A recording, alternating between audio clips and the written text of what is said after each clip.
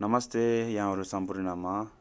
आज भैलुङ्गा जुर्निङमी मेलम छोक्पाको अन्तिम दिनमा साँझे भेसुङ र साँझे स्याके थुपाको रिङसेल अथवा अस्तु धातु दर्शन गर्नको लागि वातावरण मिलाएको थियो। पक्कै पनि यहाँहरूले दर्शन गर्नु भइसक्यो होला।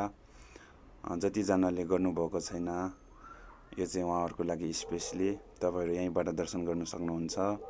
दर्शन र विश्वास भन्ने कुराहरू चाहिँ आफ्नै मनबाट गरिने हो। सो तपाईँहरूले यहीँबाट दर्शन गर्न सक्नुहुन्छ।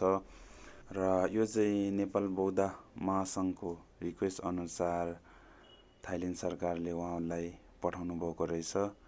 र आज भैलुङ्गा जुर्निङमी मेलम छोक्पाको रिक्वेस्ट अनुसार उहाँहरूले चाहिँ यहाँ सम्पूर्णमा दर्शनको लागि उपलब्ध गराइदिएकोमा नेपाल बौद्ध महासङ्घ, त्यसै गरी थाइल्यान्ड सरकार र भैलुङ्गा जुर्निङमी मेलम छोक्पाको सम्पूर्ण टिमलाई धेरै धेरै धेरै हृदयबाट धन्यवाद भन्न चाहन्छु।